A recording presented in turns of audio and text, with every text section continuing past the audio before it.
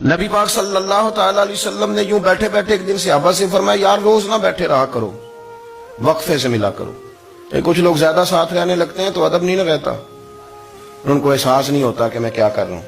تو نبی کریم صلی اللہ تعالی علیہ وسلم نے صحابہ کے مجمع پہ نظر ڈال کے فرمایا، حضور فرمانے لگے روز نہ ملا کرو، وقفے سے ملنے سے محبت بڑھتی ہے۔ حضرت صدیق اکبر بھی مجمع میں بیٹھے تھے، وہ بھی 3 نمازوں میں نہ آئے تو پیچھے ہی نماز پڑھ کے چلے گئے۔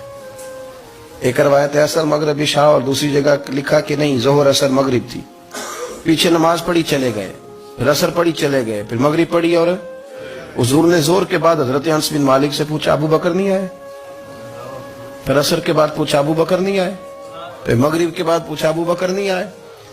تو حضرت انس بن مالک کہتے ہیں میں بھی حیران تھا کہ وہ نماز تو پڑھ کے گئے ہیں، اور حضور کا طریقہ تھا کہ سلام پھیر کے پیچھے دیکھتے تھے، تو حضور نے دیکھ لیا، پھر بھی 3 دفعہ پوچھا کہ وہ آئے نہیں؟ سمجھے میری بات کو؟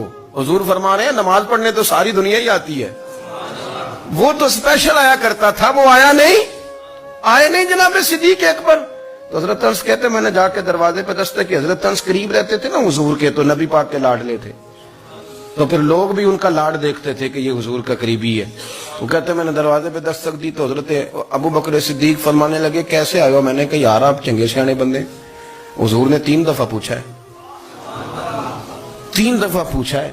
تو حضرت سیدنا ابو بکر صدیق دوڑے آئے، حضور حکم ہو؟ تو نبی کریم نے فرمایا یار سارا دن تو نظر ہی نہیں آیا، تو کدھر تھا تو؟ سارا دن ملا ہی نہیں۔ اللہ کرے آپ کے اس جملے کے حسن کی سمجھ آئے۔ آپ دیکھیں جو چاشنی یہاں ٹپک رہی ہے، جو وقار یہاں ٹپک رہا ہے، ذرا اس کا مزاج کو دیکھیں، اور یار تو نظر ہی نہیں آیا سارا دن۔ تو حضرت صدیق اکبر کہتے ہیں کوئی بات بھی نہیں تھی پر میں رو پڑا۔ میں نے کہا حضور آپ نے تو فرمایا تھا کہ ذرا وقفے سے ملا کرو، محبت بڑھتی ہے۔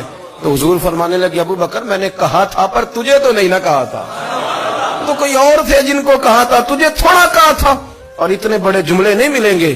رسول کریم فرمانے لگے تو یہیں رہا کر، تو رہتا ہے تو میرا دل لگا رہتا ہے، یہیں رہا کر، میرے پاس رہا، تو نہ جایا کر یار، تو ادھر ہی رہا۔ او پانی پر نہ سہیلیاں رنگا رنگ کڑے، او سجنوں اسی تے پریا اس دا جانیے جس دا توڑ چڑھے۔ آپ اس لطف کو آپ دیکھیں، اس ذائقے کو۔ میرا دل کرتا ہے کہ میں یہ حدیث نہ لوگوں کی روحوں تک اتار دوں۔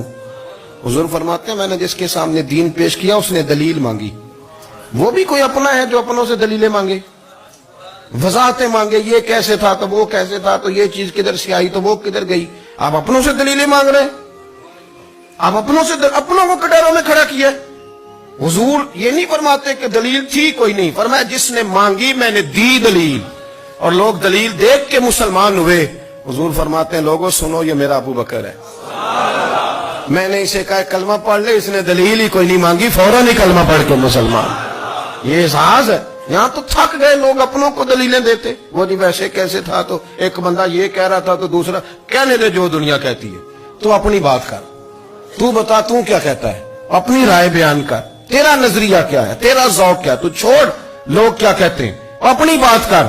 اگر ابو بکر صدیق لوگوں کے کہنوں پہ چلتے تو مکہ تو سارا کچھ اور کہہ رہا تھا، اس وقت تو کچھ تھا ہی نہیں جو کہتا کہ نہیں تو ٹھیک چل رہا ہے، دنیا ساری کچھ اور کہہ رہی تھی، لیکن صدیق ایک بار کہہ رہے تھے نہیں نہیں، سچ وہ ہے جو مدینے والے رسول فرماتے ہیں، سچ وہ ہے جو میرے آقا نے فرمایا ہے۔